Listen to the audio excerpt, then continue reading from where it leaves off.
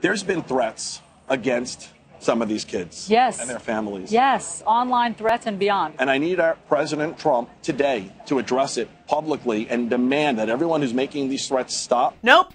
Nothing. Not only are the disgusting death threats against families of kids murdered in the Parkland, Florida shooting persisting, but Trump reportedly hasn't acknowledged, reached out, or even sent a form letter to at least 8 victims' families of the Stoneman Douglas mass shooting. For reference, Obama was at Sandy Hook 2 days after, leading a national prayer vigil. It's been 85 days since Stoneman Douglas. Trump spends more time talking about Roseanne and Kanye, celebrities who like to slather praise on him, than recognizing the loss of American lives on American soil in one of the deadliest school massacres we have ever seen. Don't get me wrong, Trump has mentioned Stoneman Douglas families at an NRA gun rights gathering. This caught Philip Schentrup, father of 16-year-old Carmen Schentrup, who was killed in the shooting, off guard. Surprising, since I've never heard from Trump, Pence, or his staff since Carmen's murder, received heartfelt outpouring from thousands of other Americans.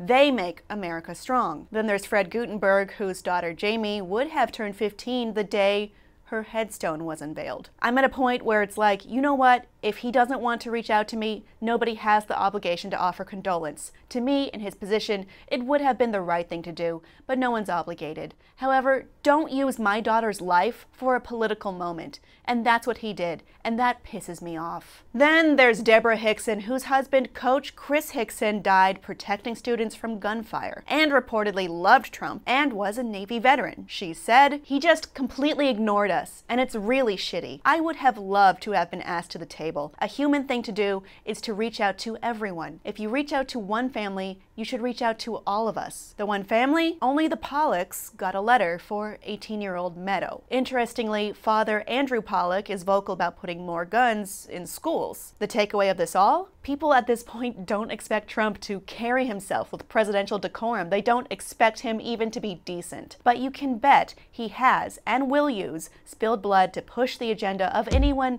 who will pay him enough, and to, above all, boost himself and his ego. Want presidential recognition? I hope you're already rich, or that your tragedy isn't too inconvenient for Trump's reality, or doesn't happen to occur when he's too busy accepting fawning praise from a celebrity. I'm Kim Horcher for TYT. Join us at tytnetwork.com/join.